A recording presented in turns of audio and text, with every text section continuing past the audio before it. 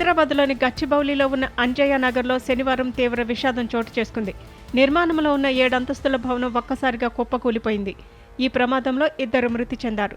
శిథిలాల కింద నుంచి వారి మృతదేహాలను రెస్క్యూ సిబ్బంది వెలికితీశారు. కేవలం 50 గజాల స్థలంలో నిబంధనలకు విరుద్ధంగా ఎలాంటి అనుమతులు లేకుండా నిర్మిస్తున్న 7 అంతస్తుల భవనం కూలిపోవడంతో స్థానికులు తీవ్ర భయాందోళనకు గురయ్యారు.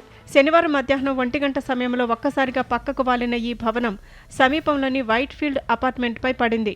దీంతో ఆ అపార్ట్మెంట్ పాక్షికంగా దెబ్బతిని గోడలు ధ్వంసమయ్యాయి.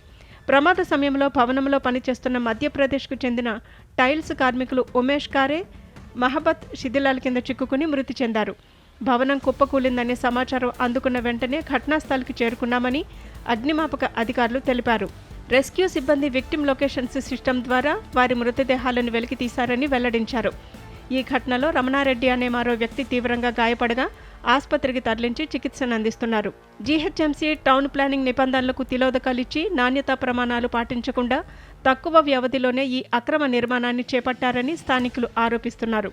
గతంలోనే ఈ భవన నిర్మాణానికి అధికారులు నోటీసులు జారీ చేసినప్పటికీ ముడుపులు అందించి పనులు కొనసాగించినట్లు తెలుస్తోంది. అక్రమ నిర్మాణం చేపట్టిన బిల్డర్ కోసం పోలీసులు గాలింపు చర్యలు చేపట్టారు.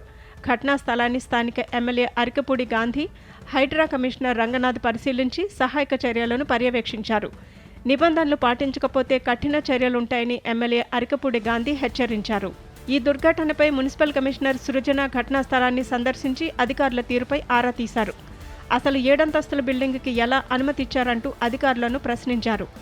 కేవలం జీహెచ్ఎంసీ నిబంధనలను ఉల్లంఘించడమే కాకుండా నాలాను ఆక్రమించి ఈ నిర్మాణాలు చేపట్టారని, ఈ బిల్డింగ్ చుట్టూ చాలా అక్రమ నిర్మాణాలు ఉన్నాయని కమిషనర్ తెలిపారు. కేవలం 4 నెలల క్రితమే ఈ నిర్మాణాలను ఆపి సీజ్ చేశామని, అయినప్పటికీ యజమానులు మళ్లీ పనులు ప్రారంభించారని ఆమె తెలిపారు. అంతేకాకుండా 7 అంతస్తులతో పాటు పైన పెంట్ హౌస్ కూడా నిర్మిస్తున్నట్లు గుర్తించారు.